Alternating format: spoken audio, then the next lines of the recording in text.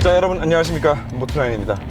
GLS 400D 지금 누적 주행거리가 이제 1000km 간 넘은 차량, 네, 시청자분께서 또 보내주셔가지고 타보고 있습니다. 대단하십니다. 네, 1000km도 안 됐을 때 저희한테 왔거든요. 네, 제가 타면서 1000km를 넘겼는데, 자, 길들이기는 뭐 이제 끝난 것 같으니까 네, 좀 쏴볼까요? 더럽게 안 나가네. 자, 엔진 말씀부터 좀 드려보는 것으로 하겠습니다. 여기 들어가 있는 직렬 6기통 디젤 엔진, 저희 채널에서는 제가 하도 많이 말씀드려가지고 이제 아시는 분들이 많이 있으실 줄로 아는데 OM656이라는 엔진이죠. 네, 그리고 이렇게 지속적으로 코드네임까지 말해가면서 여러분들께 계속해서 설명을 드려도 정말 아깝지 않은데 그런 엔진이라고 할 수 있는데, 오늘만큼은 이 엔진에 대해서 이렇게 좋은 말만은 못 해줄 것 같아요. 자, 가속.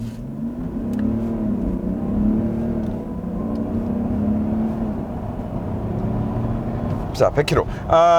자, 물론 방금 보신 것처럼 이렇게 0부터 100km까지의 가속력을 놓고 본다라고 했을 때, 지금 얘가 공차 중량이 2.6톤인 거를 감안하고 이 디젤 엔진의 또 효율이 좋다, 연비가 좋다라는 것까지 감안을 하고 생각을 했을 때, 이 0, 100만 따졌을 때 가속력은 나쁘지 않은 게 사실이에요. 하지만 제가 자주 말씀드리지만 이 0, 100이라는 수치가 실제 운전을 하면서는 크게 의미가 없는, 와닿지 않는데 그런 순간들이 또 있단 말입니다. 그게 어떨 때냐, 그냥 점진적으로 낮은 속도에서 지금처럼 뭐 50km에서 70km, 뭐 여기까지 50to 70 여기까지 가속을 한다거나, 아니면 지금처럼 뭐 30km에서 50km까지 가속을 한다거나, 이렇게 일상 주행 영역에서 그 뭐 0, 100 RPM을 끝까지 쭉쭉 쓰면서 달리는 게 아니라 그냥 이렇게 부드럽고 편안하게 시내 주행을 하는 데 있어서의 가속력은 또 따로 생각해야 된단 말이죠. 그리고 이렇게 부드러운 주행을 하는 데 필요한 가속력은 사실 0, 100 가속력이 큰 도움이 되지 않습니다. 결과적으로 지금 이 GLS 400D 같은 경우에 제가 지금까지 타본 OM656 디젤 엔진이 들어간 모든 차를 통틀어서 일상 주행 영역에서 유일하게 좀 답답함을 느끼게 해주는 차량인 것 같아요. 대표적으로 OM656 엔진이 들어간 차량 중에 가장 최근에 리뷰한 차량이 GLE 400D 쿱이었는데, 젤리 쿱. 그 GLE 쿱 같은 경우에도 결과적으로는 뭐 승차감이나 롤 발생하는 측면이나 이런 부분에 있어서 싫다, 이 차 싫다라고 말씀을 드리기는 했어도, 거기 들어가 있는 OM656 엔진, 그 엔진 자체는 정말 나무랄 데가 없는 성능을 보여줬거든요. 단지 출력이 높다, 뭐 가속력이 좋다만 말씀드리는 게 아니라 정숙성, 그리고 그 특유의 디젤 엔진의 토크를 부드럽게 분출해주면서 정말 시내에서 30km에서 60km로 잠깐 가속을 한다거나, 뭐 50에서 80으로 가속을 부드럽게 한다거나, 이럴 때 이제 변속 필요 없이 엔진에 부하가 걸리는 진짜 그 하는 힘들어하는 그 느낌조차 느낄 새가 없이 너무 부드럽게 가속을 할 수 있는, 악셀에 발만 그냥 편하게 얹어도 그 토크감으로 부드럽게 차를 탈 수 있는, 엔진 자체도 또 워낙에 부드럽다 보니까 그렇게 운전을 하고 다니면은 이게 디젤 차인지 도대체 가솔린 차인지 분간이 안 될 정도로 정숙성이 좋은 디젤 엔진이다 라고 그렇게 칭찬을 했었는데, 여기 와서는 상황이 좀 달라진 거죠. 아무래도 공차 중량의 영향인 것 같아요. 공차 중량이 일단 기본으로 300kg가 늘어났으니까, 기본으로 얘는 지금 2.6톤이란 말이죠. 그래서 GLE 쿱과는 다르게 그냥 이런 지금 살짝 내리막인 상황인데도 90에서 살살 악셀을 밟으면 그냥 그 단수에서 토크로 쭉 밀면서 부드러운 가속을 만들어주는 게 아니라, 일단 변속을 하고 보는데, 일단 변속을 할 때 문제가 뭐야, 이 벤츠의 그 빙신 같은 그 9G 트로닉이 이제 또 여기서 걸림돌이 되는 거죠. 그나마 ZF8단이 들어가 있던 X7에서는 이렇게 많이 답답함을 느낄 수가 없었던 이유가, 물론 엔진의 세팅의 차이도 있겠지만 X7은 그래도 무게가 무거워서 변속을 쳐줘야겠다 라는 상황에 그 변속을 진짜 운전자가 눈치채지 못할 정도로 빠르고 부드럽게 처리를 해줬다라고 하면, 얘는 무거워져서 답답한데 변속은 변속대로 또 멍을 때리는 일이 많다는 거죠. 그 결과 그냥 이렇게 쭉쭉 째고 다니기만 할 때는 몰라요. 이럴 때는 몰라. 이럴 때 답답함을 언제 느끼겠어요. 어쨌든 고RPM까지 올라간 다음에 업시프트만 해주면 그만이니까. 그리고 그 업시프트를 해줄 때 변속이 좀 느리고 멍청하다 한들 어쨌든 뭐 고RPM으로 올라가 있는 상태에서 높은 출력이 나오고 있을 때 그 변속이 바보 같은 거에 다 커버가 된단 말이에요. 근데 이제 이런 상황이 문제인 거죠. 살짝 언덕길이고 뭐 한 50km 정도 속도에서 가속을 하고 싶다. 악셀?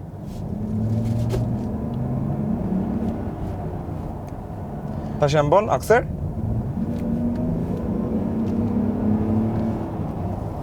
저는 그 듀에리쿰만 하더라도 그냥 이런 상황에서는 악셀을 그냥 발을 탁 올리면은 워낙에 엔진이 토크가 좋고 부드럽다 보니까 진짜 엔진 소리를 거의 느낄 새도 없이 그냥 쭉 가속을 해줬는데, 지금은 오히려 GLE 때보다도 이 OM656 엔진의 엔진 사운드가 실내로 좀 더 많이 유입이 되는 느낌이에요. 그리고 그 유입되는 엔진 사운드가 그 디젤 엔진이 언덕길에서 딱 최대의 맥스의 부하를 받았을 때 나는 그 진동과 소음이 있잖아요. 듣기 좋은 소리는 아닌 거죠. 그 진동과 소음이 쫙 발생하다가 그렇게라도 계속 밀어주면 또 상관이 없을 것 같은데, 결국에 안 될 것 같으면은 그제서야 다운시프트를 하는데 그 다운시프트가 되는 속도도 또 느리다라는 거지. 그래서 진짜로 이 OM656 엔진이 들어간 모든 차를 통틀어서 가장 높은 벤츠의 플래그십 SUV임에도 불구하고 오히려 이 디젤 엔진의 사운드는 실내로 가장 많이 유입이 되는 그런 부분이 느껴진다라고 말씀드릴 수 있을 것 같아요. 그리고 사실 X7 때도 제가 비슷한 부분에서 조금 아쉽다라는 말씀을 드린 적이 있는데,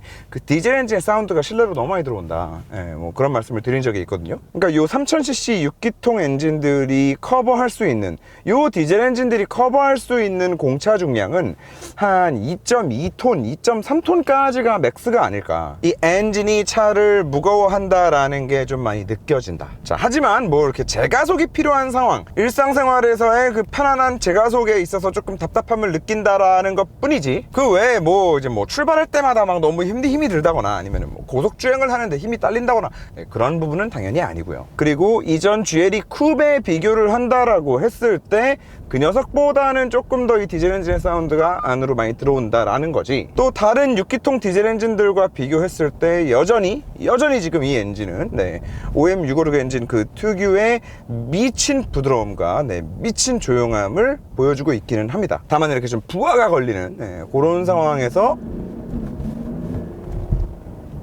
좀 아쉽다 라는 말씀을 드릴 수 있을 것 같고요. 이 공차 중량 얘기와 더불어서 한 가지 재미있는 게 이제 승차감인데요. 일단 오늘 이 플래그십 SUV의 승차감을 논하는 자리니까 어디까지나 포커스를 뭐 레인지로버, X7, GLS 요 녀석들의 어떤 승차감이 필요한가를 한번 생각을 하고 거기에 포커스를 좀 맞추고 말씀을 드렸으면 좋겠는데, 제가 생각하기에 저는 이런 대형 플래그십 SUV들은 7시리즈, S클래스 그 급 이상의 승차감을 보여줘야 된다라고 생각을 해요. 그리고 SUV임에도 그런 승차감을 만들어줄 수 있다, S클래스 그 이상의 승차감을 만들 수 있다라는 거는 이미 레인지로버가 계속해서 보여주고 있고요. 그래서 결국에 아무리 SUV고 아무리 무겁더라도 이런 플래그십 SUV는 레인지로버처럼 그 무게감이 느껴져서도 안 되고, 이런 요철을 만난다라고 해서 차가 좌우로 롤이 생겨도 안 되고, 고속, 초고속 영역에서의 그런 안정감을 조금은 버리는 한이 있더라도, 스포츠 주행하는 거는 조금 포기를 하는 함이 있더라도 정말 저속에서나 고속에서나 한없이 출렁거리면서도 고급스러워야 된다라는 생각을 하는 사람인데, 그런 관점에서 접근을 했을 때 좀 아쉬운 승차감이 아닌가라는 생각이 들고, 결과적으로만 얘기했을 때 무게감이 느껴져요, 승차감에서도. 그리고 당연히 2.6톤짜리 차니까 뭐 무게감이 느껴지겠지 라고 말씀하실 수도 있는데, 계속해서 말씀드리지만 플래그십 SUV라면 그 어려운 걸 해내는 게 맞다라고 생각이 들고, 가격 차이가 좀 있을지는 모르겠지만 이 무게를 가지고 그런 승차감을 만들어낼 수 있다라는 거를 iX50 전기차, 그리고 레인지로버, 뭐 가격이 조금 많이 좀 그렇긴 하지만 뭐 컬리넌 이런 차들이 지금까지 보여줬어요. 할 수 있다라는 거를. 그리고 심지어는 얘보다 더 저렴한 트림이 있는 X7도 저는 그걸 보여줬다라고 생각을 해요. 그런데 얘는 이 무게감이 이렇게 고속으로 달리면서도 계속해서 느껴지는데, 어떨 때 느껴지냐면 고속으로 달리면서 차가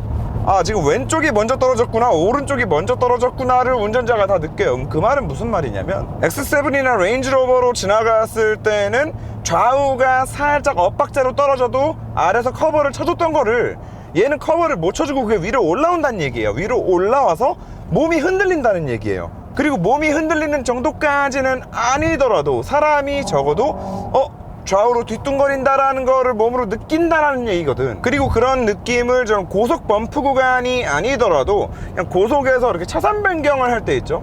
들어가서 자리를 다시 찾을 때도 약간 얘는 우리가 생각을 한번 해보면 사람 몸으로도 너무 무거운 짐을 등에 지고서 뛰다가 옆으로 차선 변경한 다음에 멈춰 다시 뛰어 하면은 다리가 약간 좀 버거워질 때가 있잖아요. 제동거리도 막 좀 늘어나고 버겁잖아. 그 똑같은 거를 그냥 맨몸으로 하라 그러면 훨씬 가뿐가뿐하겠죠. 사뿐사뿐하고. 그리고 그 상황에 만약에 누가 위에 엎혀 있었다라고 생각을 하면 당연히 내가 지금 아래 타고 있는 사람이 무게 때문에 무거워하는구나 아니면 가뿐하구나 라는 거를 온몸으로 느낄 수 있었겠죠. 그런 상황을 가정하고 생각을 했을 때 지금 이 GLS 같은 경우에는 너무 자기 기본적으로 몸뚱아리도 무거운 사람이 짐까지 짊어지고 그리고 내가 그 사람 위에 올라타 있는 계속해서 무거워하는 게 느껴지는 그리고 기본적으로 아래서 무거워하다 보니까 차 자체가 양쪽으로 뒤뚱뒤뚱거릴 수밖에 없는 레인지로버랑 지금 이 녀석이 공차 중량이 비슷하다 하더라도 레인지로버는 약간 그 소를 타고 있는 느낌?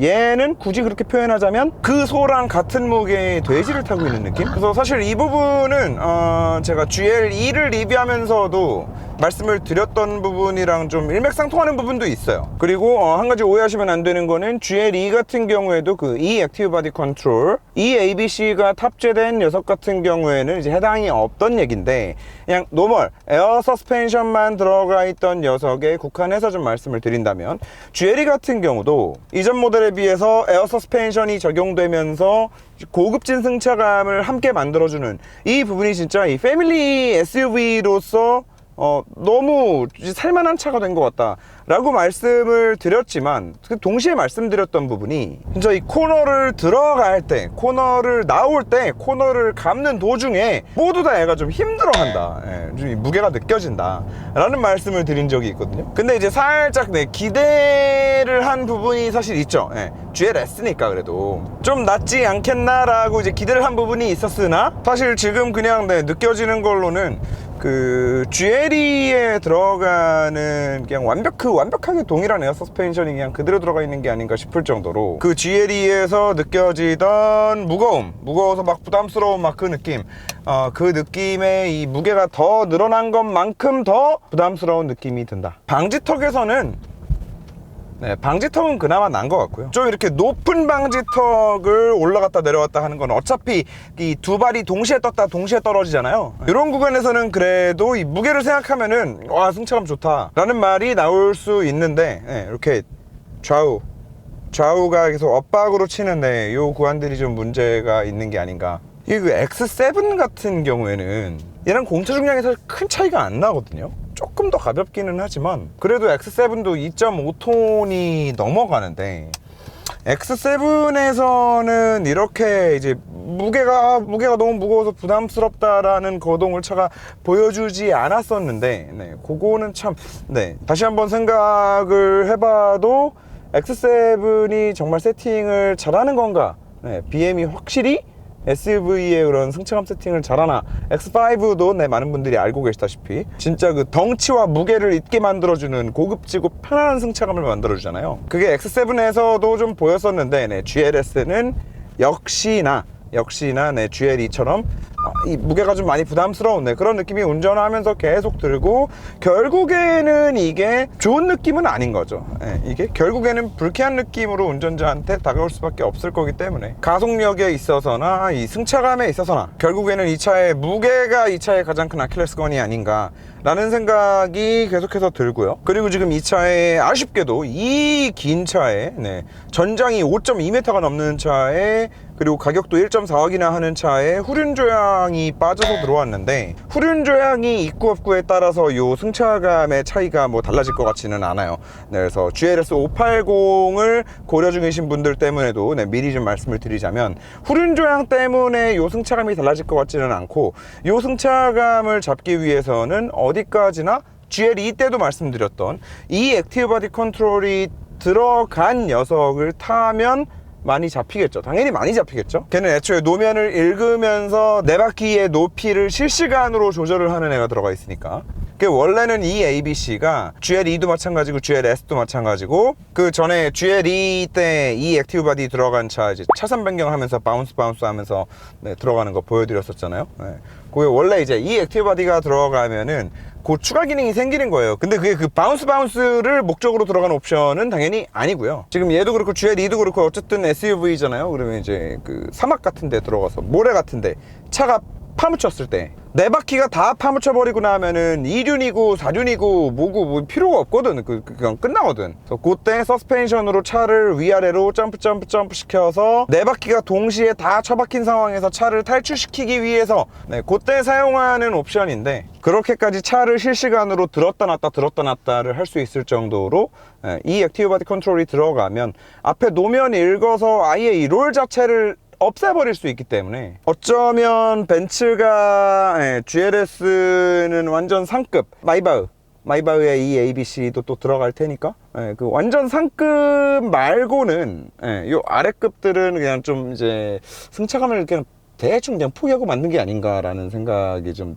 듭니다. 네. 그리고 계속해서 말씀드리지만 그런 잡기술 없이 아니 뭐 이 ABC를 잡기술이라고 말하면 좀 그렇긴 하지만 뭐 어쨌든 뭐 그런 특별한 기술 없이 얘보다 더 무거운 공차 중량을 가지고도 그 미친 고급진 승차감을 만들어내는 레인지로버가 또다시 한번 대단해지는 부분이기도 하고요. 뒷자리를 좀 보여드려야 될 것 같은데요. 네, 뒤에 한번 좀 타보도록 하겠습니다. 자, 3열부터 한번 타볼까요?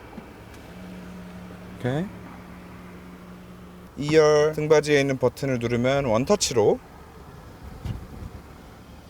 꽤 많이 앞으로 싹 엉덩이까지 싹 들어가지고 올려주는데, 지금 요 폭 있죠? 요 공간 자체만 봤을 때는 X7보다 훨씬 더 그냥 편하게 탈 수 있는, X7과 비교를 한다고 했을 때 여기 진입하는 것 자체는 훨씬 더 편한 그런 느낌을 만들어주고, 네, 플래그십인데 그래도 네, 의자가 들리고 난 다음에 아래 이게 좀 너무 이거 무슨 애프터샵에서 만든 것처럼 이렇게 마감을 해놓은 거는 이건 좀 벤츠스럽지 못하기는 하지만 어쨌든 들어오는 입구 자체는 X7보다 넓다. 자, 그리고 2열을 한번 내려보면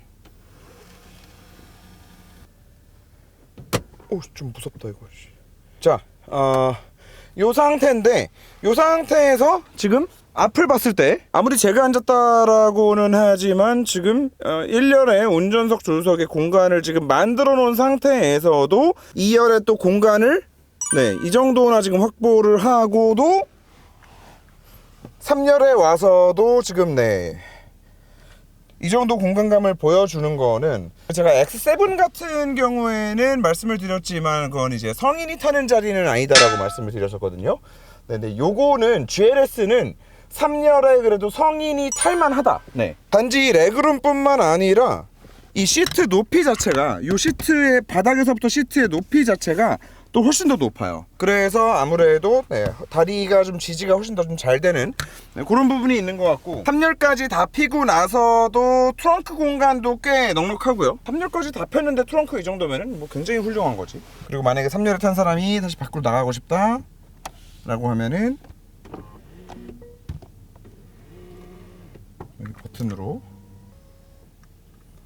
이 정도면은 진짜로 뭐 3열 왔다 갔다 하는데 큰 불편함은 없을 것으로 판단이 됩니다. 그리고 이제 2열로 또 좀 앉아보면, 이게 이제 방금 전에 3열에 사람이 편하게 앉을 정도 공간을 확보를 해놓은 상태에서의 2열 레그룸이거든요.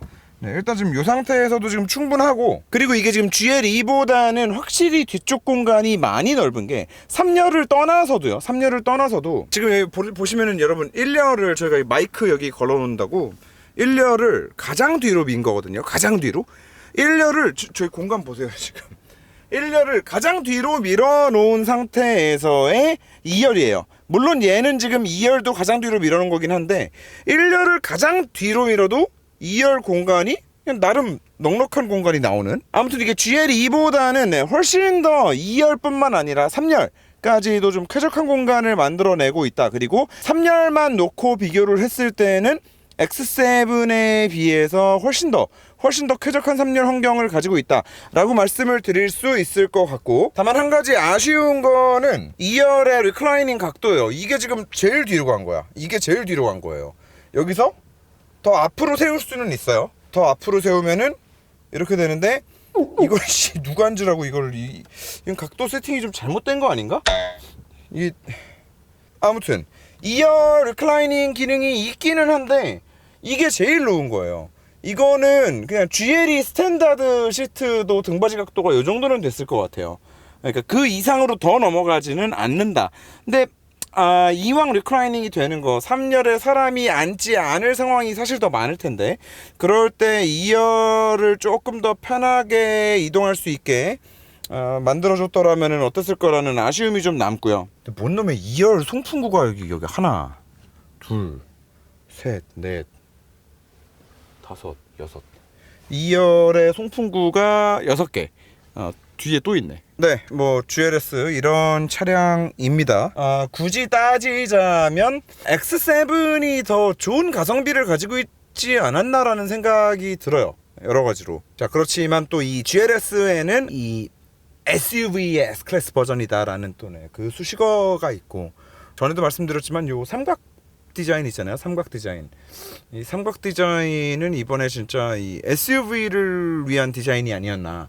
SUV한테 이제 몰아주기 한 거 아닌가라는 생각이 들 정도로 GLE뿐만 아니라 이 GLS에 와서는 디자인도 사실 저는 너무 마음에 들거든요. 이런 대형 플래그십 SUV인데 그 플래그십만의 포스가 있으면서도 고급스러우면서도 나이 들어 보이지 않을 수 있는 이런 디자인은 사실 저는 되게 대단하다고 생각을 해서, 디자인적인 부분에 있어서나 또 이 GLS가 또 마음에 드는 부분이 있기도 하고요. 하지만 어쨌거나 이제 몸으로 느껴지는 뭐 승차감이나 엔진에 대한 것들, 뭐 기타 등등 여러 가지를 복합적으로 생각을 했을 때 꼭 3열의 성인이 반드시 타야 되는 게 아니다라고 하면은 X7이 더 좋은 가성비의 차량 아닌가. 그리고 사실 이 가격대 X7 같은 경우에는 가솔린 모델을 구매하는 방법도 있잖아요. 같은 가격으로 M40i 같은 것들을 구매해도 되기 때문에 그런 것까지 생각을 하면은 딱 요 가격에서 사야 된다라고 하면은 X7 가솔린을 구매하시는 게 가장 좋은 선택이 되지 않을까라는 생각이 들고, GLS 같은 경우에는